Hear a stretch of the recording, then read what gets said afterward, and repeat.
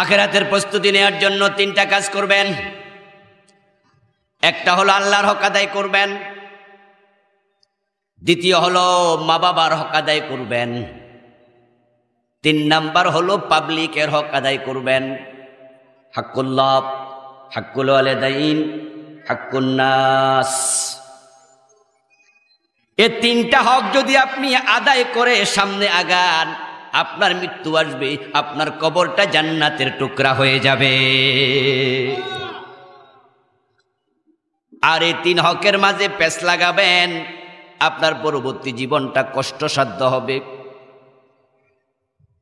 মানুষের টাকা মেরে দুনিয়ায় কোটিপতি হবেন, আর কোটি কোটি টাকা থাকলে আপনার বিরুদ্ধে আদালতে মামলা দিলেও মামলায় আপনি জিতেও যেতে পারেন, কারণ টাকা দিয়া বিচারক কেনা যায়। বাংলাদেশে টাকা দিয়া জালেম নিজের পক্ষে রায় নেয়, হত্যাকারীও ছাড়া পাইয়া যায়, এমন ঘটনাও আছে। পুরা আদালত কিনালাম সম্ভব। পরের টাকা মেরে কোটিপতি হয়েছেন, মামলা খেয়ে ছাড়া পেয়ে গেছেন। আবার বেশি টাকা থাকলে আপনি হতে পারে বাঁকা পথে এমপি মন্ত্রীও হয়ে যেতে পারবেন। দুনিয়াতে আপনি ভালো থাকতে পারবেন, হতেও পারে, কিন্তু দোস্ত এই 3 হকে যদি আপনি ডিস্টার্ব করেন, আপনার কবরটা আপনার জন্য মোটেও ভালো জায়গা নয়।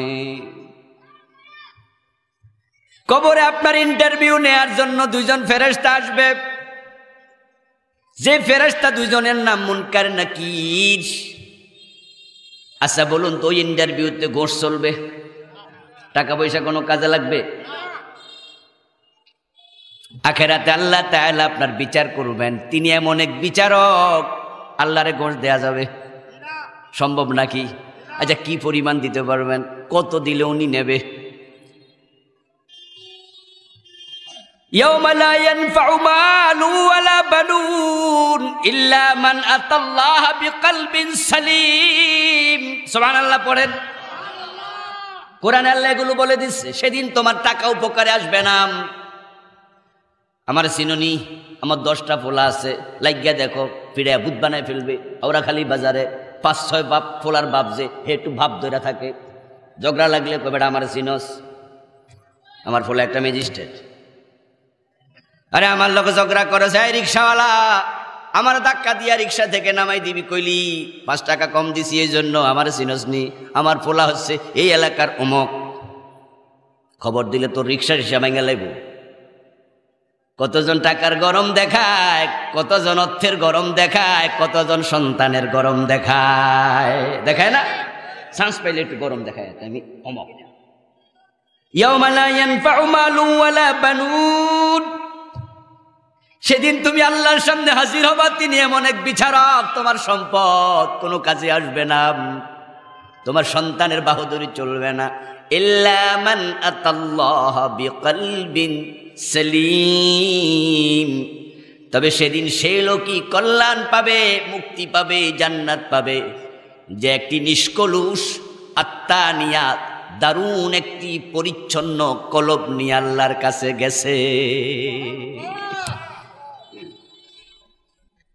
আল্লাহর হক আদায় করবেন। এই আল্লাহর হকের মাঝে একটা হলো সুদ না খাওয়া। সুদ খাইতে মানা করছে কে? চুপ করে থাকা যাবে না, কথা বলুন। সুদ খাইতে মানা করছে কে? এখন সুদ খাওয়া মানে আল্লাহর হক নষ্ট করা। নামাজ কাজা করা যাবে না, নামাজ পড়তে আদেশ করেছে কে? এখন এই নামাজ আপনি না পড়লেন, এটাই আল্লাহর হক নষ্ট করা। আচ্ছা বলুন তো, আপনারে বানাইছে কে? হাত চোখ কান সব দিছে কে? বাতাস অক্সিজেন দেয় কে? খাওয়ার পরে হজম করায় কে? আবার এগুলো ক্লিয়ার করায় কে? তো আল্লাহ এত কিছু দিছে, এবার আল্লাহ কিছু অর্ডার করবে, ওগুলা পালন করবেন না। আল্লাহকে আমি এত কিছু যখন তোরে দিছি, দেওয়ার কারণে তোর উপর আমার কিছু হক সাব্যস্ত হয়ে গেছে। ওরে ভাই, মেয়েটাকে আপনি যখন ইজাব কবুলের মাধ্যমে মহারানা দিয়া বউ বানাইছেন, ইজাব কবুলের সাথে সাথে স্ত্রীর উপরে স্বামীর কিছু হক সাব্যস্ত হয়ে গেছে। আবার স্বামীর উপরে স্ত্রীর কিছু হক সাব্যস্ত হয়ে গেছে, আদান প্রদান হয়েছে। এই কারণে আপনাকে যদি কেউ চাকরি দেয় 10,000 টাকা মাসে বেতন, কথা হলো জানুয়ারির 1 তারিখ জয়েন করবেন, 10,000 টাকা করে মাসে বেতন পাবেন। যখনই জানুয়ারির 31 তারিখ শেষ হবে আপনি 10,000 টাকা পাবেন। এই যে আপনি তার সাথে একটু কমিটেড হলেন, 10,000 টাকার বিনিময়ে তার চাকরি নিলেন, এখন 1 তারিখ থেকে ওই ব্যক্তির কিছু হক আপনার উপরে সাব্যস্ত হয়ে গেছে। এখন আপনাকে বলল তুমি সকাল 10টা অফিসে জয়েন করবা, তারপরে বিকাল 4টা পর্যন্ত এই কাজগুলা করবা। তিনি যেই কাজ দেন ওই কাজগুলো যদি আপনি না করেন তার হক নষ্ট হবে কি না? কথা কি বোঝেন? এটাই হলো আল্লাহর হক। অনেকে বলছেন হয়তো মনে মনে, নামাজ আল্লাহর হক কেমনে হইল বুঝলাম না। আল্লাহ কইছে সুদ খাইও না। এখন সুদ খাইলে আল্লাহর হক নষ্ট হয়, এটা কেমনে হইল? এই জন্য আমি ব্যাখ্যাটা দিলাম। আল্লাহ আপনাকে হাত দিছে, চোখ দিছে, কান দিছে, হাঁটার শক্তি দিছে, বাতাস থেকে আপনাকে অক্সিজেন সাপ্লাই দিচ্ছে, আপনারে আকাশটাকে সামিয়ানা বানায় আশ্রয় দিয়েছে, জমিনটা বিছানা বানায়া থাকতে দিছে, আপনার জন্য ধান চাল পাট গম আল্লাহ সব দিছে। এ পুকুরের মাঝে আল্লাহ মাছ বানাইছে, আপনি ধরে ধরে রান্না করে খান দোস্ত। এত কিছু আল্লাহ দেয়, ওই আল্লাহর কিছু হক আপনার উপরে আছে না নাই? এখন তিনি বলছে তুমি সুদ খাইও না, আপনি খাইলেন, তার হক নষ্ট হয়ে গেল। তিনি বলছে নামাজ পড়ো, নামাজ পড়লেন না, তার হক নষ্ট হয়ে গেল। অর্থাৎ তার হক হলো তার আদেশগুলো মানতে হবে, নিষেধগুলো ছাড়তে হবে। এই আল্লাহর হক যদি আপনি নষ্ট করেন তাহলে আখেরাতে তিনি আপনাকে ধরবেন। ও বান্দা, আমি তোরে 30, 40, 50, 100 বছর হায়াত দিয়েছি, তুই একটু এবার কি করছো আমার একটু জবাব দে। قال النبي صلى الله عليه وسلم لا تزول قدم ابن آدم حتى يسأل عن 50 عن عمره فيما أفناه وعن شبابه فيما أبلاه وعن ماله من أين اكتسبه وفيما أنفقه وما علم وما عمل فيما علمه। আল্লাহর হাবিব বলেন কিয়ামতে আল্লাহর সামনে হাজির হওয়ার পরে সব মানুষের জন্য পা নাড়ানো নিষেধ। 2 পার উপরে খাড়াবেন, আল্লাহ বলবেন 5টা প্রশ্নের জবাব দেওয়ার পরে পা নাড়াইও, এর আগে তুমি কদম নাড়াইতে পারবা না। কি শক্ত কথা! মানে আল্লাহ কয়, রাসূল বলতেছে, আল্লাহ বলবে কদম নাড়াইও না, পা নাড়ানো যাবে না। এর মানে কয় না সোজা খাড়াই থাক। আমরা কই না অনেক সময় স্টুডেন্টস পড়া না পারলে শিক্ষক কয়, এই খাড়া, এই পড়াটা খাড়াই খাড়াই মুখস্থ কর, সোজা খাড়াই থাকবে। অর্থাৎ তাকে ধমকাচ্ছে, টাকা হাওলাত নিছে। হাওড়াখালী বাজারে একজন এলাকার ভালো পাওয়ারফুল ব্যক্তি দোকানদার, তার এক পরিচিত লোক আইসা কয়, ভাই 5,000 টাকা হাওলাত দেন, আগামী সপ্তাহে দিয়ে দেবো। ও বেটা তাড়াতাড়ি 5,000 দিছে, বিপদ দেখা আগামী সপ্তাহ কেন, 3 সপ্তাহ দেখা নাই। আমার বন্ধু টাকা চাইলে বারবার শুধু ফাঁকিবাজি করে, দেখা দেয় না, ওয়াদা দেয়, ভঙ্গ করে। এরকম চলতে চলতে 2-4 মাস চলে গেল। এবার বেটা ভাবলো ও তো মানুষ ভালো না, কি করি? ঠিক আছে, মানুষ কয় আঙ্গুল যদি সোজা আঙ্গুলে ঘি না ওঠে তাহলে আঙ্গুল কি করা লাগে? কয় না বুঝছি রে, সোজা আঙ্গুলে ঘি উঠবো না রে। কয়দিন পর হাওড়াখালী বাজার দিয়া বেটা যাচ্ছিল। হ্যাঁ, কি করতাম কনসে? হ্যাঁ, এখন সময়ও কম, কথা কই নষ্ট করলে আরো যাইব কম। 1 মিনিটের ভিতরে একটু জায়গাটা ফিল আপ করেন প্লিজ, তাড়াতাড়ি তাড়াতাড়ি। বলছিলাম আমি করে যাবো ইনশাআল্লাহ। একবার সবাই 1 ইঞ্চি জায়গা রাখেন না প্লিজ, তাড়াতাড়ি লড়াচড়া করে দেন একটু। আগান আগান জিকিরে জিকিরে লা ইলাহা ইল্লাল্লাহ। প্লিজ প্লিজ অন্যের উপকার করেন। আপনারা যারা কোনায় বসছেন, মানুষ তো হাঁটার জায়গাও পাচ্ছে না, একটু আগান না ভাই। মানুষ হাঁটতেও কিন্তু পারছে না, ওই ট্রেনের সাথে ধাক্কা খাবে, গায়ে ময়লা লাগবে। জায়গা দেন আপনারা, একটু এদিকে আগান ভাই প্লিজ। অনেকে তো শিকড় গাইতে গেছে মনে হয়, লড়াচড়াই করে না। ঘটনা কি? মূলার মতো নিচের দিকে কিছু গেছে নাকি? মাত্র খাইয়েছে, লড়তে পারতেছে। লা ইলাহা ইল্লাল্লাহ লা ইলাহা ইল্লাল্লাহু মুহাম্মাদুর রাসূলুল্লাহ। আমার বন্ধু বলতেছিলাম বেটা টাকা হাওলাত নিচে দেখা দেয় না, চলে গেল বাঁকা করব। এখন ওরা খালি বাজারে দেখা হয়ে গেছে, দেখা হয়েছে, গে ভাইজান দাঁড়ান, আজকে আর মুস্কি হাসি মাসি নাই, এই দাঁড়ান টাকাটা দেন। কয়বার ওয়াদা দিছেন মিয়া, ওয়াদা ভাঙেন। ওই বেড়া ভাই দিমনি দেমনি, এখনই দেন, কয় না, খেপে গেছে, টাকা দেন। এরপরে এবার বলতেছে একটা আঁক দিলাম, টাকা না দিয়া আঁক ফার হইবেন না। যে বেটাটা হাওলাত নিছে হে এবার মনে মনে বুঝা লাইছে আজকে সারা নাই। এর মানে আঁক থেকে লড়লেই মারামারি শুরু হয়ে যাইতে, কিল থাপ্পড় শুরু হতে পারে। এই যে আমাদের মাঝে একটা প্রচলিত কথা আছে, আঁক দিলাম সামনে যাইও না। রাসূলুল্লাহ বলে কিয়ামতের দিন আল্লাহ বলবে 5টা প্রশ্ন করব, জবাব না দিয়া পা নাড়াইস না। তার মাঝে আল্লাহ প্রথম প্রশ্ন করবে, তোরা আমি 30, 40, 50 বছর হায়াত দিছি, আমার আদেশ নিষেধের আলোকে চলেছিস কিনা জবাব দে, জবাব দে। আমার হকগুলো কি কি আদায় করছ জবাব দে। এখন এবার আপনারা বলুন তো, আমরা যা বলি, আমরা যা করি, সব কিছু রেকর্ড করার জন্য আমলনামা আছে না নাই? যারা জানেন তারা জবাব দিয়েন তো। আমলনামাটার রেকর্ডার ক্যামেরা আল্লাহ রাখছে দেহের কোন জায়গায়? গর্দানে। মাশাআল্লাহ। ওয়া কুল্লু ইনসানিন আলজামনাহু তায়রাহু ফি উনুকিহি وَنُخْرِجُ لَهُ يَوْمَ الْقِيَامَةِ كِتَابًا يَلْقَاهُ مَنشُورًا اقْرَأْ كِتَابَكَ। গর্দানের ভিতর আমি রেখেছি, সব রেকর্ড হয়, সব, কোনো কথা নাই, পলানোরও জায়গা নাই, সব কিছু কম একবারে মাস্ট বি রেকর্ড। এখন যারা সুদে টাকা লাগাইছেন, ওই সুদের টাকাটা নিজের না, স্বাস্থ্য বোনের নাম দিয়া লাগাইয়া দিছে, এমন কিছু লোক আসেনি? কয় দোস্ত কিছু টাকা লাগবে, লাখখানেক টাকা, মাসখানেকের জন্য একটু হাওলাত দে। আপন বন্ধু, দোস্ত মানুষ, কয় দোস্ত রে থাকলে তোর 2 লাখও দিতাম, কিন্তু নাই। তবে আমার স্বাস্থ্য বোনের লাখখানেক টাকা আছে, আমার কাছে দিছে, নিজের টাকা তো না, ওটা কিছু বাড়াইয়া টারাইয়া তুই দিলে তার দিতে পারি। এইভাবে অমুকের নাম তমুকের নাম কই আপনজন থেকে সুদ খায়, এমন লোক আছে কিনা? এমন রিপোর্ট আমার কাছে এসেছে, ছেলে বিদেশ যাবে, মা ছেলেকে সুদে টাকা লাগাইছে, নিজের টাকা মা ছেলেকে সুদের উপরে দিছে, অন্য থেকে আনছে কইয়া। ও দোস্ত, কয়দিন আগে শুনলাম বাবা ছেলের থেকে টাকা চাইছে, ফোলা স্কুলে পড়ে, এর মাটির কলসি আছে, মাটির ব্যাংকে টাকা জমায়, তো বাবার জরুরি কিছু টাকা দরকার। ফোলারে কয় তোর টাকা দিয়ে আমারে দে। ফোলা কয় দিমু যদি তুমি কিছু বেশি দেও।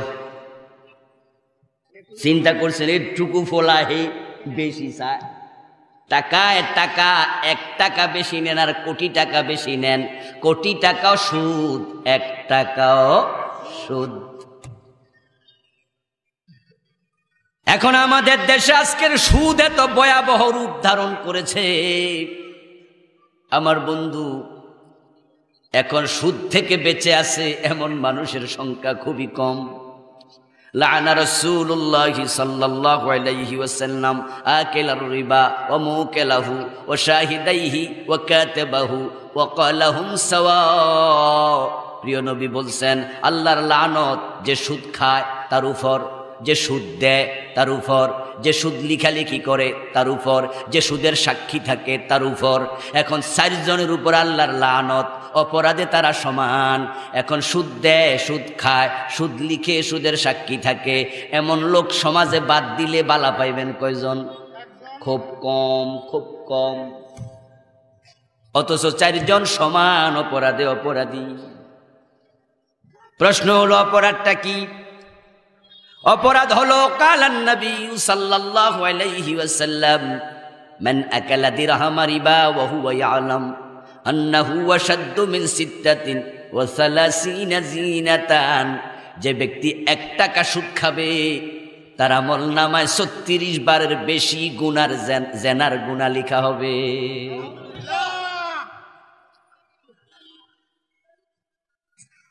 1 টাকা সুদ খেলে 36 বার জেনা কমপক্ষে হবে। তাহলে 100 টাকা সুদ খেলে 3600 বার জেনা হয়। 1000 টাকা সুদ খেলে 36,000 বার জেনা হয়, যেটা একটা পতিতা নারীও এত জেনা করার বয়স পায়। قال النبي صلى الله عليه وسلم للربا 73 بابا ايسرها ان ينكح الرجل امه। ওয়াল্লাহর বান্দা, যে সুদ খায়, শোনো, প্রিয় নবী বলছে সুদ খেলে বড় বড় 73টা গুনাহ হয়। সবচেয়ে ছোট গুনাহটা হলো নিজের মায়ের সাথে জিনা করা।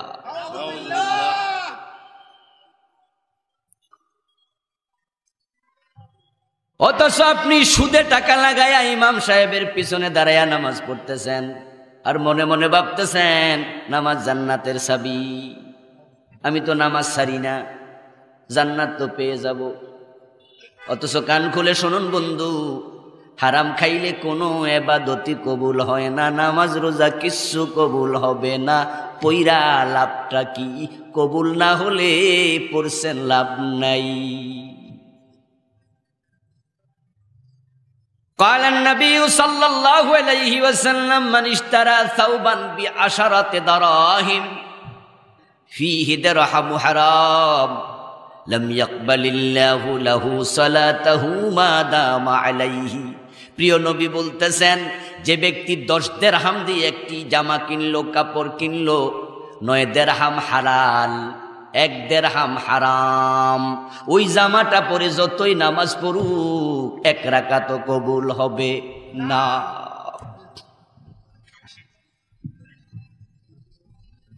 আপনার ইনকামের মাঝে হারাম ঢুকে গেছে, আপনার ইবাদত কবুল হওয়া বন্ধ হয়ে গেছে। আমার প্রিয় ভাইয়েরা, যারা অফিসে চাকরি করেন, সরকারি অথবা বেসরকারি, মাঝে মাঝে আছে কিছু অন্যায়, যে অন্যায়ের কারণে অফিস আপনার বেতন বন্ধ করে দেয়। এমন কিছু শাস্তি আছে না? বাতিল করে নাই, ডিসমিস হয় নাই, সাসপেন্ড করে নাই, কিন্তু বেতন স্থগিত। মাদ্রাসার প্রিন্সিপাল 16 ডিসেম্বর সরকারি কর্মসূচি হলো 16 ডিসেম্বর পালন করো। ওদিন অফিসিয়াল ছুটি আছে, কিন্তু রাষ্ট্রের আলাদা অর্ডিনেন্স আছে। ছাত্র শিক্ষক মাদ্রাসায় আসবে, স্কুলে আসবে, সেদিন বিজয় দিবস পালন করবে। কিন্তু প্রিন্সিপাল সাহেব সেদিন বাড়ি চলে গেছে, টিচাররাও আসে নাই, ছুটি দিয়া দিছে, স্টুডেন্ট আসে নাই। টিউনু সাহেব অথবা আপনার অন্য কোনো অফিসার আসছে, এসে দেখে মাদ্রাসায় তালা।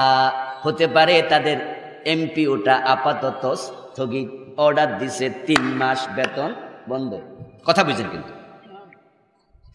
আচ্ছা, এবার নিজেরা আলোচনা করেন, ও উত্তর দেন তো। এই যে 3 মাস বেতন বন্ধ, মাদ্রাসা কি বন্ধ থাকবে? ক্লাস কি বন্ধ থাকবে? সব চলবে, কিন্তু বেতনটা বন্ধ।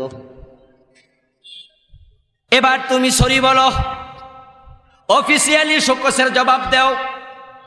কর্তৃপক্ষ যদি তোমার জবাব পাইয়া সন্তুষ্ট হয়, প্রিন্সিপাল টিচাররা মিলে লেখছে, স্যার এ জাতীয় ভুল ভবিষ্যতে আর কোনোদিন করব না, আপাতত আমাদের মাফ করে দেন, আমরা সরি বললাম। এবার কর্তৃপক্ষ কয়, ঠিক আছে, বেতনটা আবার চালু করো। যারা হারাম খায় তাদের ইবাদত চলমান, কিন্তু ইবাদত কবুল হওয়া আল্লাহ বন্ধ করে রাখে।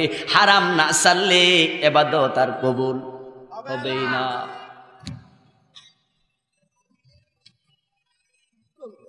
হালাল গেজা ইবাদত কবুলের শর্ত। ভালো করে শোনো মুসলমান, আপনি নামাজ পড়বেন, রোজা রাখবেন, আবার হারাম খাবেন, এ নামাজ রোজা কবুল বন্ধ। ও আমার প্রিয় ভাই, এখন আপনার ইবাদত কবুল বন্ধ অবস্থায় যদি মৃত্যু এসে যায়, উপায় নাই। আপনার ইবাদতগুলো কবুল হওয়া বন্ধ, এই অবস্থায় মৃত্যু হয়েছে। যেমন আপনারা যারা সুদে টাকা লাগাইছেন, কারো 10,000, কারো 5,000, কারো 10 লাখ, কারো 50 লাখ, এই অবস্থায় মৃত্যু হতে পারে না? কথা বলেন, মৃত্যু হতে পারে না? আচ্ছা, যেদিন মৃত্যুটা হয়েছে ওই দিনও কি আপনার অ্যাকাউন্টে সুদের কিছু টাকা জমা হয় নাই? তাহলে মৃত্যু এমন অবস্থায় হলো আপনি মায়ের সাথে জেনা করা অবস্থায়। ছোট গুনাই হলো এটা। তো বড়টা কি? বড়টা কোরআনে আছে, ইয়া আইয়ুহাল্লাযীনা আমানুত্তাকুল্লাহ ওয়া যারু মা বাকিয়া মিনার রিবা ইন কুনতুম মুমিনিন ওয়া ইন লাম তাফআলু ফাযানু বিহারবিন মিনাল্লাহি ওয়া রাসূলিহি। কোরআনের উপরে সবার বিশ্বাস আছে তো? আমি কোরআন থেকে আয়াত তেলাওয়াত করে শোনাচ্ছি। আল্লাহ বলছে, ও মুমিন, আল্লাহকে ভয় করো, যে সুদে টাকা লাগাইছো এগুলো আপাতত ছাড়ো, তাড়াতাড়ি ছাড়ো, দেরি আর করিও না, যদি তুমি মুমিন হও। এরপর বলে, যদি তুমি সুদ না ছাড়ো, আল্লাহ এবং রাসূলের বিরুদ্ধে যুদ্ধ করার জন্য প্রস্তুতি নাও।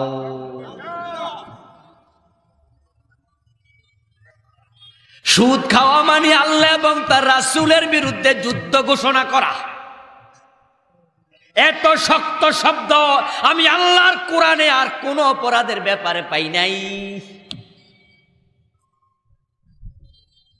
যে ব্যক্তি দিন 20 বার জেনা করে তার জন্য এই শব্দটা আসে নাই। যে ব্যক্তি সারাদিন মদ খায়, মদের ব্যবসা করে, তার জন্য শব্দ আসে নাই। ওইগুলো হারাম, জেনা করাও হারাম, মদ খাওয়াও হারাম, মদের ব্যবসাও হারাম। কিন্তু এত কঠিন শব্দ সুদের ব্যাপারে আল্লাহ বলছে, এমন কঠিন শব্দ আর কোনো ব্যাপারে বলে নেই। ওয়াইন লাম তাফআলু ফাযানু বিহারবিন মিনাল্লাহি ওয়া রাসূলিহি। সুদ যদি ছাড়তে না পারো, আল্লাহ এবং রাসূলের বিরুদ্ধে যুদ্ধের ঘোষণা দাও। আচ্ছা, এবার বলুন তো, রাসূলের বিরুদ্ধে যুদ্ধ করার কিছু লোক কি রাসূলের জামানায় ছিল না? কথা বলুন। রাসূলের সাথে যুদ্ধ করছে কিছু লোক, ছিল কি না? এবার একটু বলুন তো, তারা মুমিন না কাফের? এর মানে কি দাঁড়ালো? সুদ খাওয়ার পরে তোমার ইমানের অবস্থা কি বুঝো? তুমি আল্লাহ এবং রাসূলের বিরুদ্ধে যুদ্ধকারীর মতো হয়ে গেছো।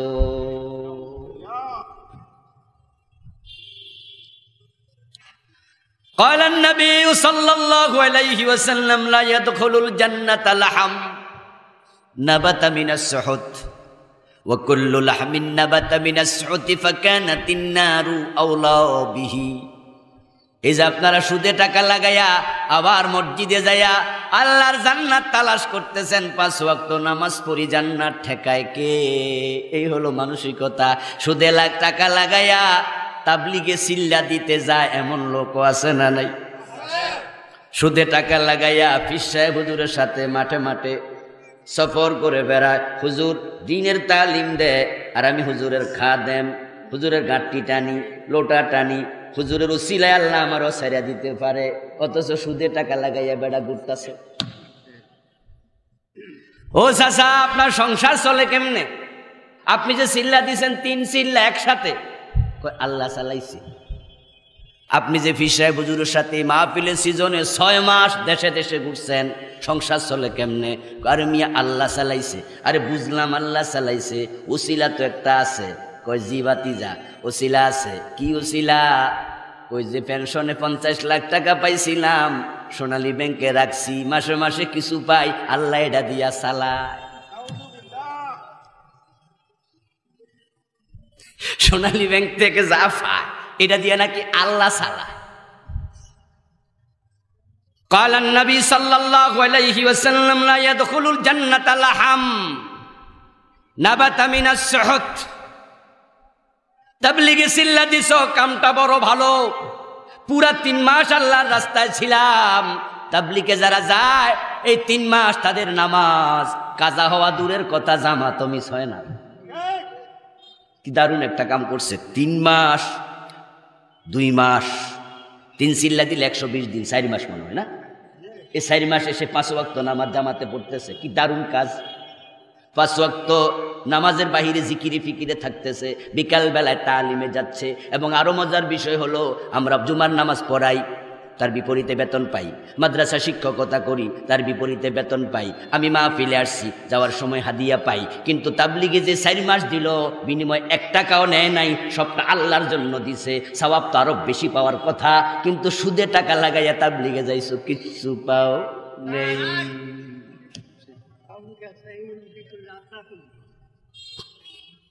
ও দোস্ত, যে ব্যক্তি হারাম খায়, ওই দেহ হারাম থেকে বড় হয়েছে। লা ইয়াদখুলুল জান্নাহ, যে নেকের বিনিময়ে তুমি জান্নাত পাইতা, যে দেহ হারাম থেকে উৎপন্ন হয়, বড় হয়, হারাম খাইয়া খাইয়া মোটা হয়, তাজা হয়, রাসূল বলেন ওই দেহ আল্লাহর জান্নাতে ঢুকতে পারবে না। ওয়া কুল্লু লাহমিন নাবাতা মিনাস সুতি ফাকানাতিন নারু আওলা বি, যে দেহটা হারাম খাইয়া মোটা তাজা হইছে, প্রিয় নবী হাদিসের শেষ অংশে বলে ওটা আল্লাহ জাহান্নামের জন্যই মোটা তাজা বানাইছে। মেরাজের রাতে প্রিয় নবী সাল্লাল্লাহু আলাইহি ওয়াসাল্লাম আল্লাহ জান্নাত দেখাইছে, জাহান্নাম দেখাইছে। প্রিয় নবী বলেন, জাহান্নাম আমি উকি দিয়ে দেখলাম কিছু মানুষ, আতাইতু লাইলাতান উসরিয়া বি আলা কওমিন বুতুনুহুম কাল বুয়ুত ফিহাল হায়াত তুরা মিন খারিজি বুতুনিহিম কুলতু ইয়া জিবরিল মান হাউলা ক্বালা হাউলা ইয়াকালাতুর রিবা। জাহান্নাম পরিদর্শনে গিয়ে দেখি এক একটা মানুষের পেট 3 তলা বিল্ডিং এর মতো বড়, 4 তলা বিল্ডিং এর মতো বড়, বিশাল বড় বড় পেট আল্লাহ বানাইছে। ওই পেটের ভিতরে বড় বড় অজগর সাপ ঢুকাইয়া দিছে। বাহির থেকে আমি দেখতে পাচ্ছি ইউকেরিয়ামে মাছ রাখে। বিভিন্ন ভিআইপিদের বাসায় গেলে দেখবেন কাচের গ্লাস দিয়া ভিতরে পানি দিয়া মাছ রাখে, দেখছেন না? বাহির থেকে দেখা যায় মাছ হাঁটতেছে। প্রিয় নবী বলেন, আমি দেখতেছি পেটের ভিতরে বড় বড় অজগর সাপ হাঁটা চলা করছে, খাবলায় খাবলায় ছবল দিয়ে মাংস চিরে চিরে খাচ্ছে। আমি থমকে দাঁড়ালাম, বিস্মিত হলাম, জিজ্ঞাসা করলাম থমকে দাঁড়িয়ে, ভাই জিবরিল, এই লোকগুলো আবার কি অপরাধ করেছে দুনিয়ায়? জিবরিল আমিন জবাব দেন, হাউলা ইয়াকালাতুর রিবা, ওরা হলো দুনিয়ার সুদখোর মানুষ।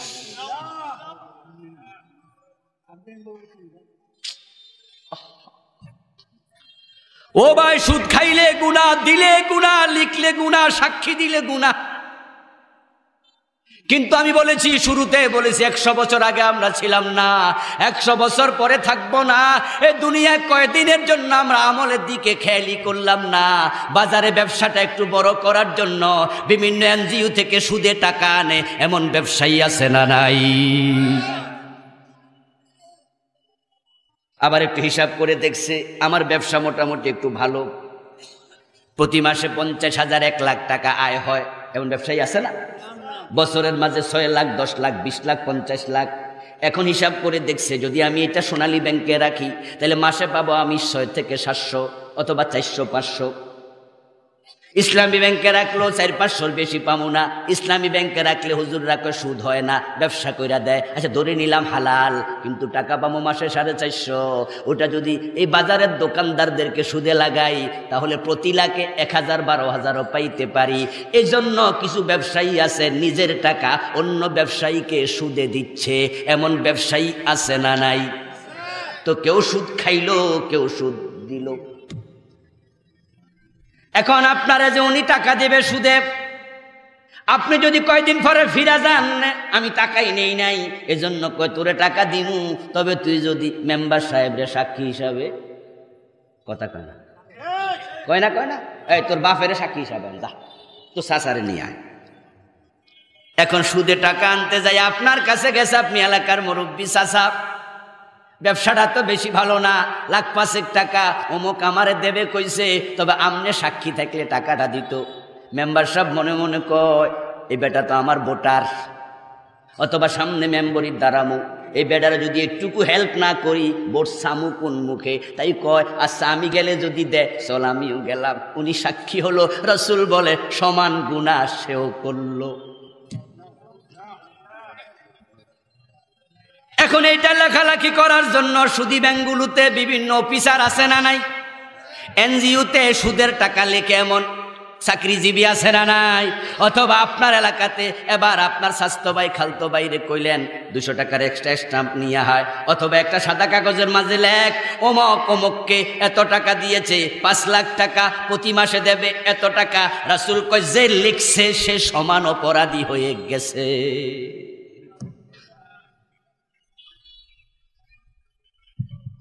জান্নাতে যদি যেতে চাও হারামের সাথে সম্পর্ক কাট অফ করো। আল্লাহ তোমার টাকার হিসাব নেবে। প্রথম হিসাব জীবনের হিসাব দেও, দ্বিতীয় প্রশ্ন যৌবনের হিসাব দেও, 3 নাম্বার প্রশ্ন সম্পদ কোথায় থেকে কামাই করছো হিসাব দেও, 4 নাম্বার প্রশ্ন কোন কোন জায়গায় খরচ করছো হিসাব দেও। তাই টাকা থাকলেই আপনি যা মনে চায় খরচ করবেন সেই অধিকারও আপনার নাই। 5 নাম্বার প্রশ্ন যা শুনেছ জেনেছ আমল করছো কতটুকু জবাব দাও। এই 5 প্রশ্নের জবাব দেওয়ার আগে আল্লাহর হাবিব বলেন তুমি কদম নাড়তে পারবা না। ও প্রিয় ভাইয়েরা, হারাম খাইয়া আপনি ইবাদত করতে থাকবেন, আপনার ইবাদত চলমান কিন্তু কবুল হওয়া স্থগিত। এখন আপনি যদি চান কবুল হোক তাহলে আপনি হারাম থেকে ফিরে এসে আল্লাহর কাছে অফিসিয়ালি দরখাস্ত করুন, সিস্টেম মতো যোগাযোগ করেন। ওই যে বলছিলাম টিউ সাহেব এসে দেখে 16 ডিসেম্বর 26 মার্চ জাতীয় দিবসে মাদ্রাসা স্কুল বন্ধ, সকল দিছে বেতন বন্ধ। এখন প্রিন্সিপাল বড় বিনয়ের সাথে বলে স্যার ভুল হয়ে গেছে, এই জাতীয় ভুল আর ভবিষ্যতে করব না, আমাদের বেতনটা দয়া করে চালু করুন, আমরা 26 জন টিচার আছি, আমাদের পরিবার কষ্টে আছে। এইভাবে বিনয়ের সাথে দরখাস্ত করলে এবার অফিসার একটা সিগনেচার দিয়া কয় আপাতত ছাড় দিলাম। এখন যারা হারাম খান ইবাদতগুলো কবুল হওয়া অলরেডি বন্ধ আল্লাহ করে দিছে, আমার রাসূল এটা জানাইছে। এখন ইবাদত কবুল হওয়া চালু করতে হলে বিনয়ের সাথে আল্লাহর কাছে তাওবা করা দরকার আছে না নাই? আই উপায় নাই।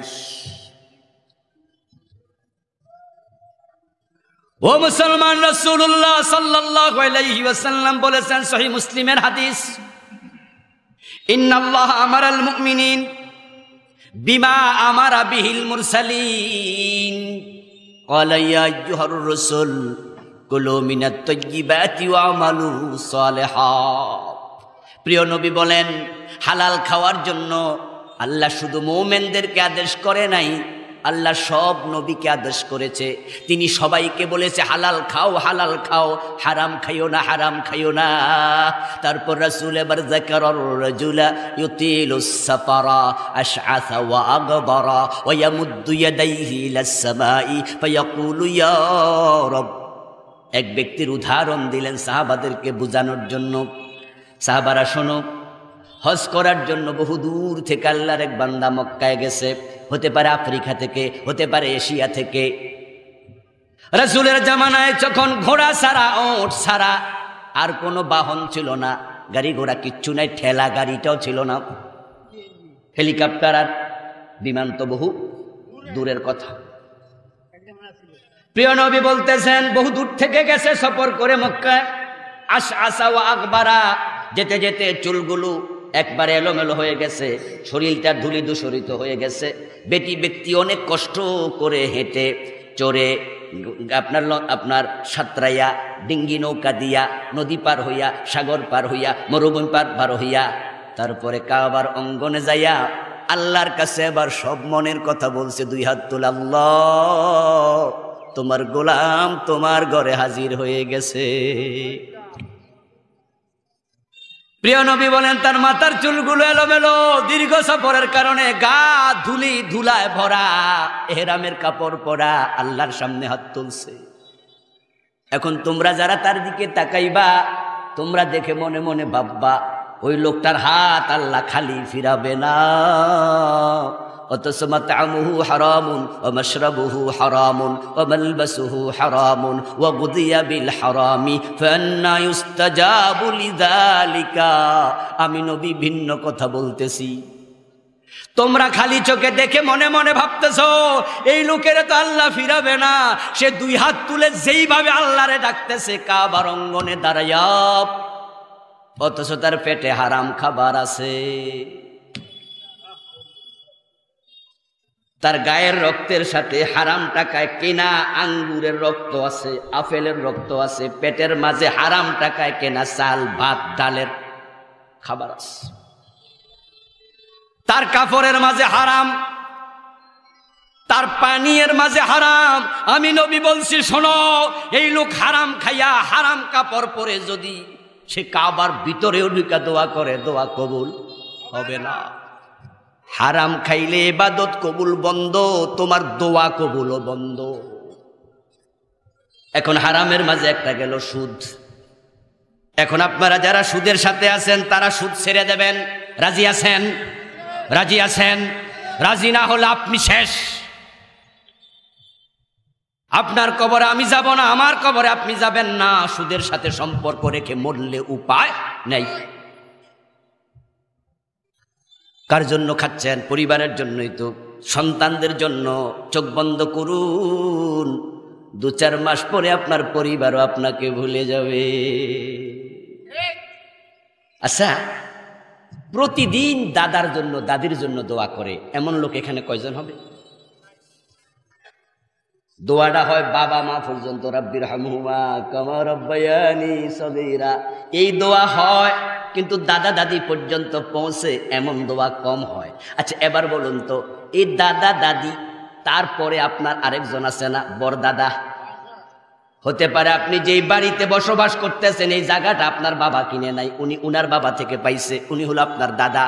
খোঁজ নিয়ে দেখেন, এই জায়গাটা আপনার দাদাও কিনে নাই, এই জায়গাটা বড় কষ্ট কইরা সুদ খাইয়া ঘোষ খাইয়া কঠোর খাটুনি খেটে আপনার দাদার বাবা কিনেছিল। তিনি গেছে কবরে, এখন আপনি তার নামটাও জানেন না, দোয়া তো আরো দূরের কথা।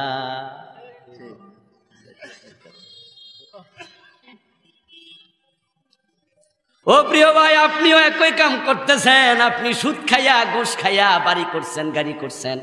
হিসাব করুন, আমরা যে বিল্ডিং গুলো করি, যেগুলা ভালো করে করে, ভালো ইঞ্জিনিয়ার দিয়া করে, এমন বিল্ডিংও আছে 200 বছর টিকে থাকবে। এখন এই 200 বছর আপনার করা বিল্ডিং এ আপনার পরবর্তী প্রজন্ম থাকবে। আপনি গেলেন মরে, এবার আপনার ছেলে, আপনার ছেলেও 20-30 বছর 50 বছর পরে যাবে মরে, থাকবে তার ছেলে, ও বেটাও থাকবে। আপনার বিল্ডিং এখনো আছে, তারপরে আসবে তার ছেলে।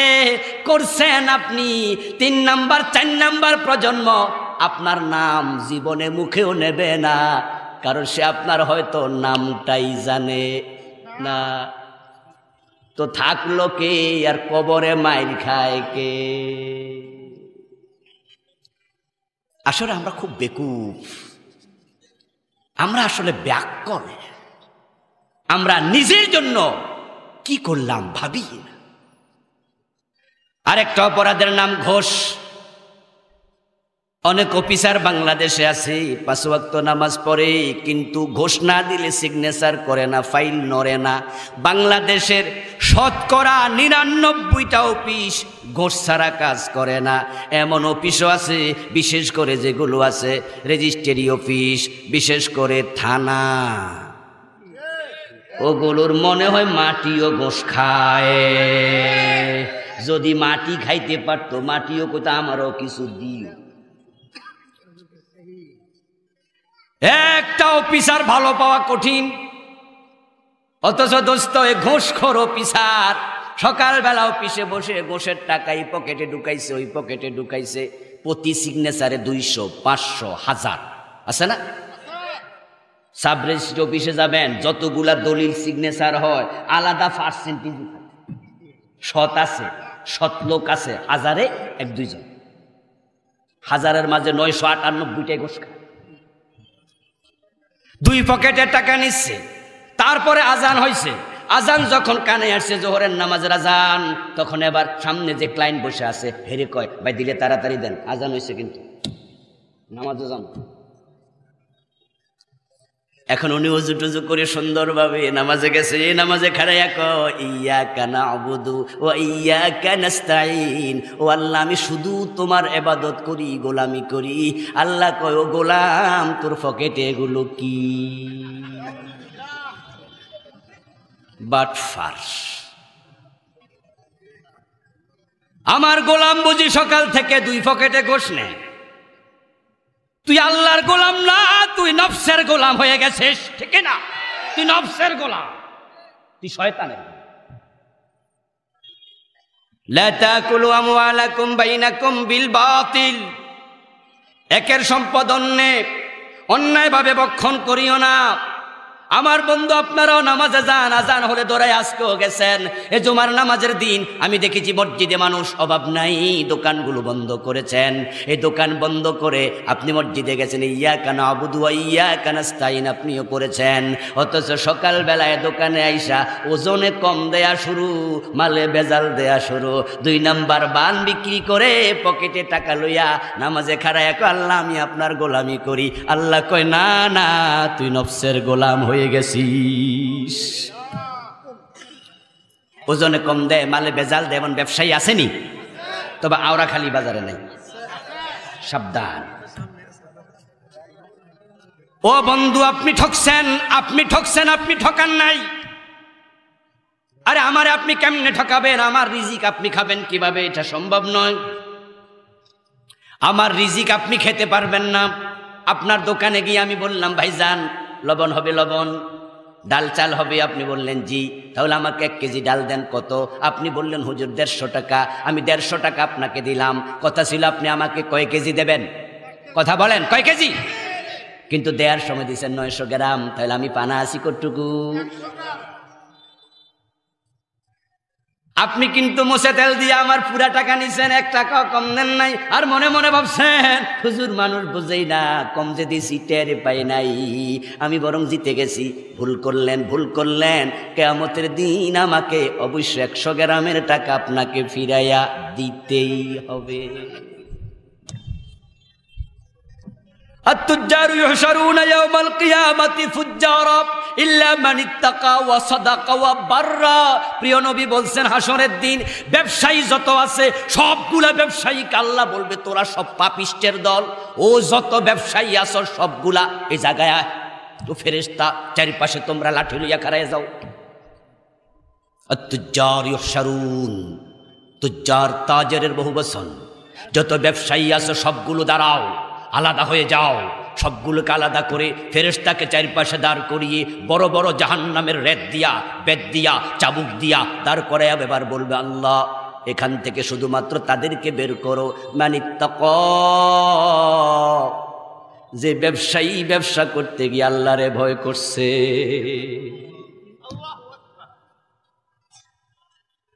ও ভাইরা, দুধের মাঝে পানি মিশাইলে 1.5 কেজি দুধ আদায় আর ফোনে 2 কেজি হয়ে যায়।